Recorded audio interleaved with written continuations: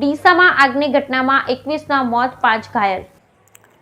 2 મૃતકની ઓળખ ના થઈ જ્યારે બાકીના તમામની લાશને માદરે વતન રવાના કરાઈ. ડીસામાં માનવ બોમ્બ સમાન ફટાકડાની ફેક્ટરીમાં આગ લાગતા 21 નિર્દોષ મજૂરોના મોત થયા, જ્યારે 5 હાલ સારવાર હેઠળ છે. ઘટના બાદ તંત્ર દ્વારા રાહત કામગીરી કરી મૃતકોની લાશ મોડી રાત સુધી કાઢવામાં આવી. રાત્રે પોસ્ટમોર્ટમ બાદ વહેલી સવારે પરિવારજનો આવી જતા તેમને માન સન્માન સાથે 19 એમ્બ્યુલન્સમાં લાશને પોતાના માદરે વતન રવાના કરાઈ. જોકે લાશને રવાના કરતી વેળાએ મધ્યપ્રદેશ સરકારના કેબિનેટ મંત્રી નાગરસિંહ ચૌહાણ, ગુજરાત સરકારના કેબિનેટ મંત્રી બલવંતસિંહ રાજપૂત, રેન્જ આઈજી ચિરાગ કોરડિયા, જિલ્લા પોલીસ વડા અક્ષયરાજ મકવાણા તેમજ મધ્યપ્રદેશના પોલીસ અધિકારીઓ ઉપસ્થિત રહ્યા. જોકે સમગ્ર ઘટનાક્રમમાં હાલ પોલીસ પાત્ર ફેક્ટરીના માલિક ખૂબચંદ મોહનાની અને તેના પુત્ર દીપક મોહનાની સામે માનવ વધનો ગુનો નોંધી અટકાયત કરી. જોકે આ ઘટનાના બીજા દિવસે ઘટના સ્થળે કાટમાળ ખસેડવા સાથે સ્થળનું પંચનામું, સાક્ષીઓ, સ્થળ પર પડેલ મુદ્દામાલની તપાસ તેમજ પડેલ ફટાકડા અન્ય પદાર્થોનું સેમ્પલ લેવા તજવીજ હાથ ધરાઈ. આ ઘટનામાં હજુ 2 પરિવારના 2 સભ્યોની લાશ ન મળતા પરિવારજનો સિવિલ હોસ્પિટલમાં બેઠા હતા, જેમાં સંતોષ નાયકના પુત્ર સંજય નાયક ઉંમર 11 તેમજ ઠેકેદાર લક્ષ્મી નાયકની લાશ હજુ સુધી મળી આવી નથી, જેથી પરિવારજનોએ પોતાના સ્વજનોની લાશ માટે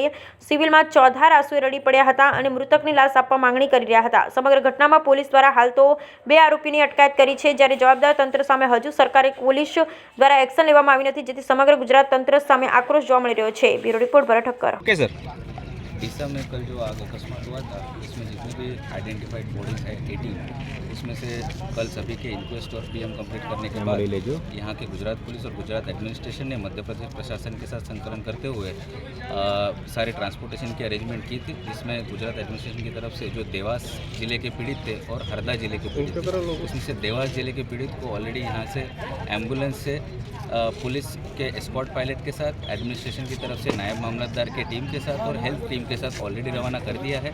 और हरदा जिले के जो पीड़ित थे उनके कुछ रिश्तेदार दूर से आ रहे थे, वो रिश्तेदार पहुँच ही रहे होंगे, तो उनको अभी आने के बाद शव दिखा के उनको भी इसी सेम सेटअप में रवाना कर दिया जाएगा. और ये स्मूथ कोऑर्डिनेशन हो, इसलिए मध्य प्रदेश प्रशासन और गुजरात पुलिस और प्रशासन के सारे सीनियर ऑफिसर्स एंड कि इस देश में जितने भी लोग काम की तलाश में गुजरात के लोग मध्य प्रदेश में आते हैं और मध्य प्रदेश के लोग गुजरात में आते हैं. लेकिन मैंने कहा ना कि काम की तलाश में ऐसा नहीं कि मध्य प्रदेश के लोग गुजरात में आते और गुजरात के लोग मध्य प्रदेश में नहीं आते. लेकिन ये एक घटना है और घटना बहुत दुखद है और सरकार इस पर बहुत गंभीर है. गुजरात में ये घटना पहली नहीं हुई, इसके पहले राजकोट में हुई, मोरबी में हुई. आप कह रहे हैं कि जो भी कार्रवाई होगी एकदम कड़क होगी, लेकिन क्या ऐसी व्यवस्था नहीं हो सकती थी कि ऐसी कोई दुर्घटना ही न हो? इसके ऐसा नहीं हो सकता था?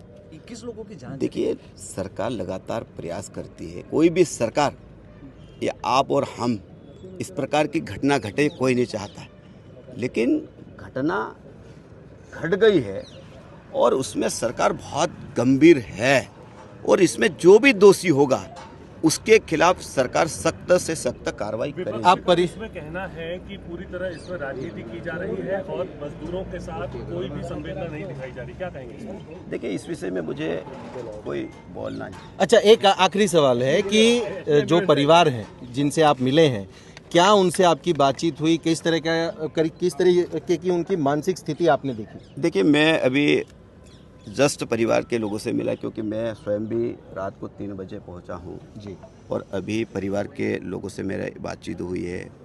उनको हमने भरोसा दिलाया है कि सरकार आपके साथ है ना, सरकार साथ में, आप चिंता ना करें, ये हमने भरोसा दिया. ડીસાની અંદર જે ધમાકાદાર ધડાકો થયો છે, સમજી જોઈને જોઈ વિચારીને કરવામાં આવ્યો એવું અત્યારે વહીવટી તંત્રે કર્યું છે એવું દેખાઈ રહ્યું છે. અને એમાં પણ વધારાનું કહેતા એમના પરિવાર કે મધ્યપ્રદેશથી અહીં આવતા હોય એમને રાહ પર ના જોવા દીધી અને એમના આવતા પહેલા એ ફોલ્ડરિયાના કહેવાથી વચેટિયાના કહેવાથી ડેડ બોડી રવાના કરી દીધી છે. એટલે ચોખ્ખું કહેવાય છે વહીવટી તંત્ર કોઈક ને કોઈ જગ્યા અંધારામાં રાખી સેટિંગ કરીને અહીંથી ડેડ બોડી રવાના કરી દીધી છે. અમે માંગણી કરીએ છીએ એ ડેડ બોડી એમના પરિવારને નજરે બતાવો અને પછી જ કાયદેસરની એમની ઓળખાણ થયા પછી ડેડ બોડી આપવી જોઈએ. અને જ્યાં સુધી એમને મા બાપને પરિવારને જો ન્યાય ના મળશે ત્યાં સુધી એમના પરિવાર સુધી અમને અહીંયા બેહવાની ફરજ પાડશું.